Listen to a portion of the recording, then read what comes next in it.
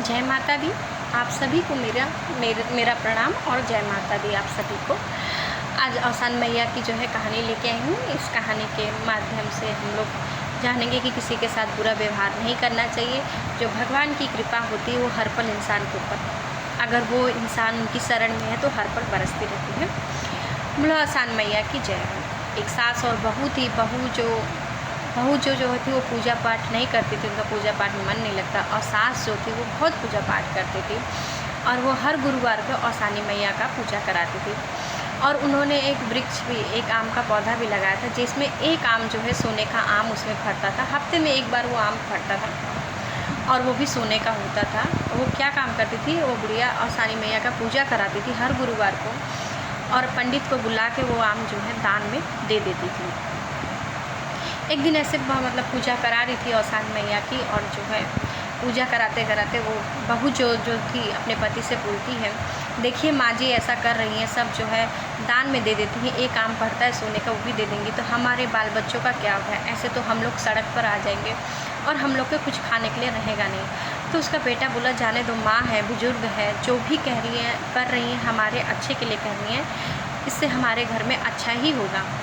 लेकिन उस बहू को जो है अच्छा नहीं लगता था, पूजा पाठ दान पुण्य देना उसको अच्छा नहीं लगता था। उसको यही लगता था ये सब करने से हमारे घर में कंगाली आएगी, गरीबी आएगी, इसलिए वो जलन बस ऐसा करती थी। वो अपने पति से रोज़ ऐसा करती थी। उसका पति जब थक हार के आता था रोज़ ऐसा करता सुनती थी। तो एक दिन उसके पति ने बोला कि देखो तुम मुझे परेशान करना बंद करो, जो तुम्हें सही लगे वो करो। ऐसी बात सुनते ही जो है अपने पति के मुख से ऐसी बात सुन तो उसको जो है वो बहुत ही खुश हुई कि चलो अब तो मैं अपने मन की कर लूँगी, जो है इसमें मेरा पति भी कुछ नहीं बोलेगा। अगले दिन फिर गुरुवार था। उसकी सास ने जो है 7 सुहागिन बुला के जो है औसान मैया का पूजा कराया। जैसे ही सुहागिन गई तो पंडित आया। पंडित को एक सोने का आम जो फरा था पेड़ में वो दान देने ही जा रही थी, लेकिन वो जो है आम उसने छीन के रख लिया और जो है चूल्हा जल रहा था जिसमें खाना पक रहा था और चैला जल रहा था, वो चैला उठाया और अपनी सास के पैर पे मार दिया, जिससे मतलब सास चिल्लाती हुई बाहर मतलब चिल्लाने लगी, क्योंकि वो दर्द से तड़प उठी। क्योंकि गर्म चैला अगर किसी के ऊपर जलता हुआ चैला मारोगे तो वो दर्द से कराहेगा ही। इसके बाद उसने अपनी सास का हाथ पकड़ के घर से बाहर निकाल दिया और बोला कि जो है तुम मेरे घर से बाहर निकल, तुम्हारे रहने से मेरे घर में कंगाली आ रही है, गरीबी आ रही है, तुम्हें मेरे घर में रहने का अब कोई हक नहीं है और तुम मेरे किसी काम की भी नहीं हो। वो बुढ़िया जो है जंगल में जाकर बैठकर खूब रोने लगी। औसान मैया को दया आ गई। फिर औसान मैया आई उसके पास और बुढ़िया का वेश बना कर आई। बोली, तुम क्यों रो रही हो? तो बोली, जो है मेरी बहू ने मेरे साथ ऐसा किया और मुझे घर से निकाल दिया, अब मैं क्या करूँ, कहाँ जाऊँ? तो बोली, तुम चिंता मत करो, तुम्हारा सब काम अच्छा होगा, तुम्हें रहने की जगह भी मिल जाएगी और खाने का भी मिल जाएगा, कोई ना कोई तुम्हें दे देगा, चिंता मत करो। तो औसान मैया ने क्या किया, वहाँ पे कुछ जो है ग्वाले थे जो है गाय वगैरह चरा रहे थे, उन सब के मतलब दिमाग में अपना असर छोड़ दिया, आशीर्वाद दे दिया, जिनके प्रभाव से सब लोग आके पूछे उनसे कि दादी आप क्यों रो रही हो, क्या वजह है, क्यों रो रही हो?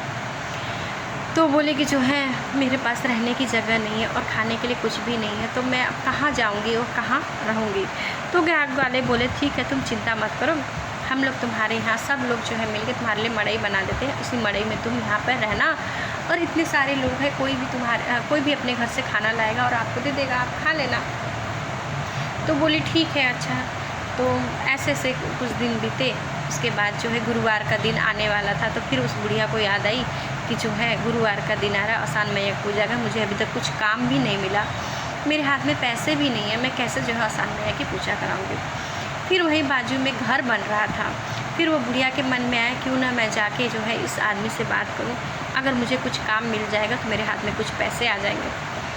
तो बुढ़िया गई उस आदमी के पास कि तुम मुझे भी कुछ काम दे दो भैया, ताकि मैं अपना काम करके अपना गुजर बसर कर दूँ, कितना दिन तक ये सब मुझे ला के खाना देंगे?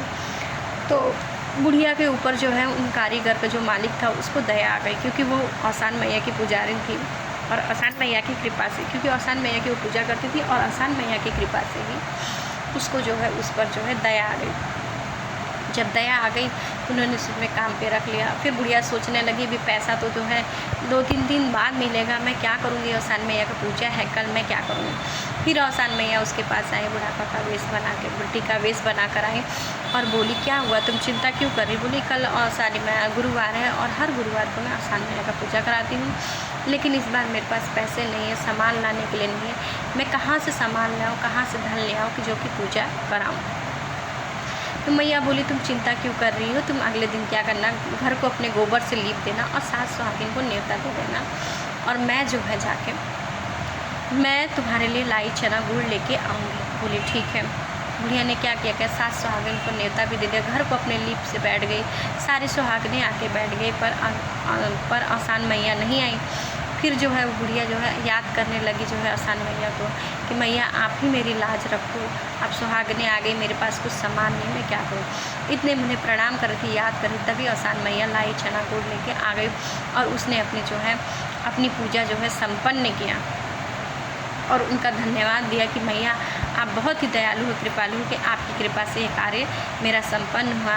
और फिर बुढ़िया ने फिर से एक पेड़ लगाया जिसमें फिर से एक सोने का आम फलने लगा और उस आम को वो दान देने लगे। ऐसे ऐसे गुरुवार बीतते गए और बुढ़िया जो है औसान मैया की कृपा से बहुत धनवान हो गई, इतनी धनवान हो गई कि वो कि हर गुरुवार को औसान मैया की पूजा भी कराती और दान पुण्य भी करती।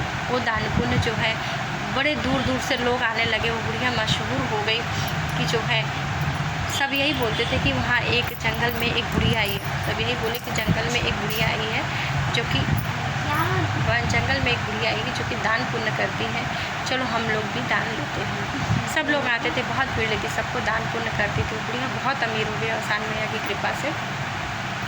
औसान मैया की कृपा